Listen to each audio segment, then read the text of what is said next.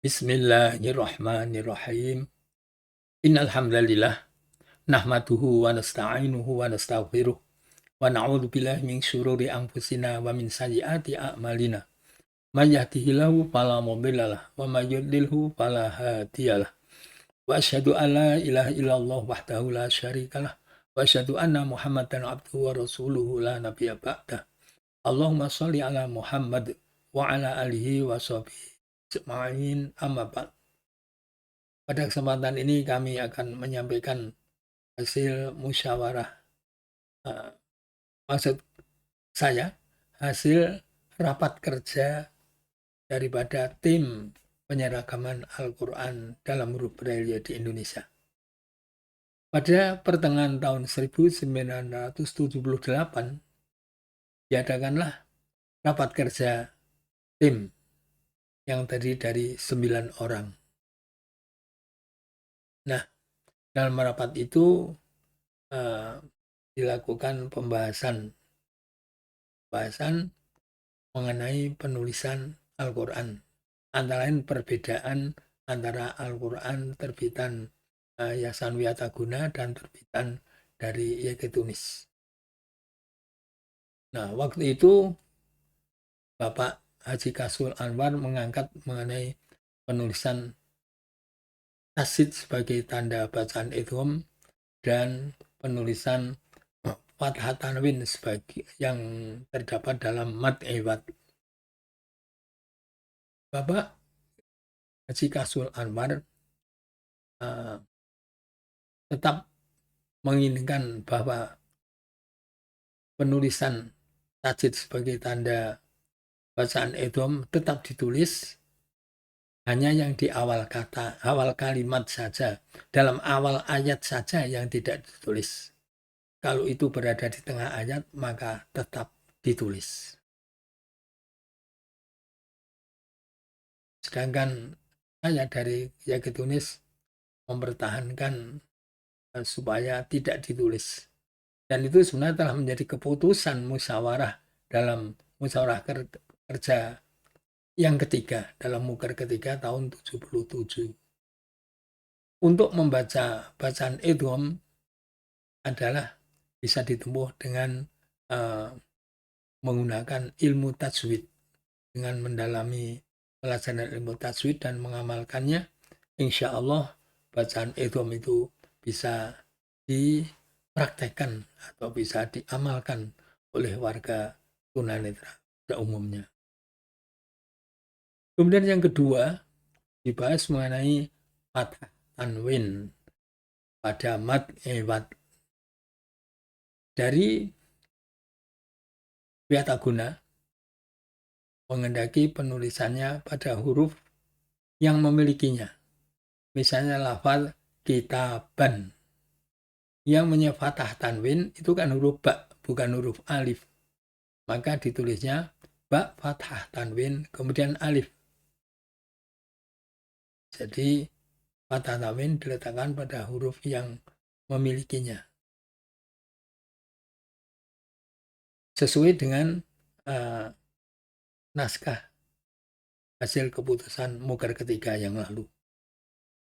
Sedangkan saya dari YG Tunis menghendaki bahwa fathah tanwin ditulis setelah huruf alif, kecuali dalam lafaz yang berakhir dengan huruf hamzah atau tak marbutoh, nisaan atau muslimatan. Nah, alasan saya bahwa huruf alif adalah huruf yang tidak bisa menerima harokat. Maka fathah tanwin walaupun diletakkan setelah huruf alif, bukan milik huruf alif, karena huruf alif tidak bisa menerima harokat. Sehingga fathah tanwin itu tetap milik huruf ba, kitaban. Dalam praktek membacanya, bagi tunanetra akan lebih mudah. Lebih-lebih pada waktu wakaf. Apabila fathah tanwin terletak sebelum alif, maka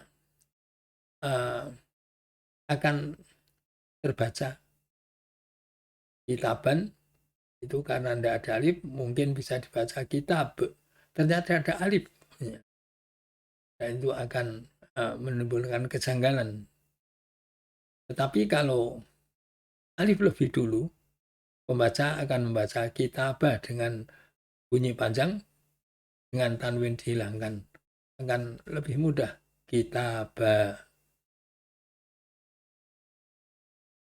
Hal itu dibenarkan oleh Bapak Kiai Haji Sukri Ghazali bahwa huruf alif tidak bisa menerima harokat.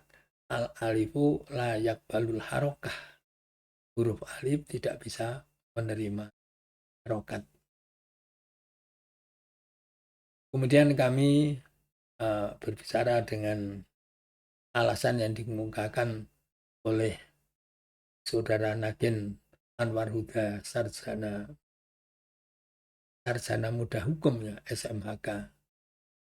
Alasan dikemukakan saya tidak bisa mengerti, tetapi waktu saya menyampaikan sanggahan dia juga tidak bisa mempertahankan. Jadi Saudara Nagen Anwar Huda SMHK bisa membaca Al-Quran dalam huruf Braille, tetapi untuk keilmuannya atau argumentasinya dia belum menguasainya. Maka pada musyawarah selanjutnya yang hadir adalah bukan Saudara Nagen Anwar Huda Sarjana Hukum, tapi akan diganti oleh Bapak Haji Aan Yuhana. Demikian hasil rapat kerja tim yang boleh dikatakan menghasilkan, menurut saya belum ada keputusan, karena pembahasan mengenai tasdid sebagai tanda idgham yang di tengah kata itu juga belum menjadi keputusan. Begitu pula mengenai kata tanwin dalam mat ngiwat, itu sebenarnya juga hanya dibahas tapi belum ada keputusan. Nah, demikian mengenai musyawarah. Kok musyawarah lagi ya?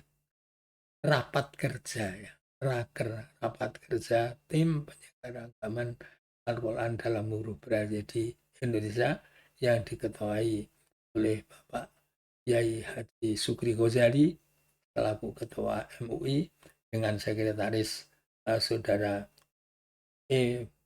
Badri Junardi BA selaku Sekretaris. Demikian, terima kasih. Subhanakallahumma bihamdik asyhadu alla ilaha illa anta astaghfiruka wa atubu ilaik. Assalamualaikum warahmatullahi wabarakatuh.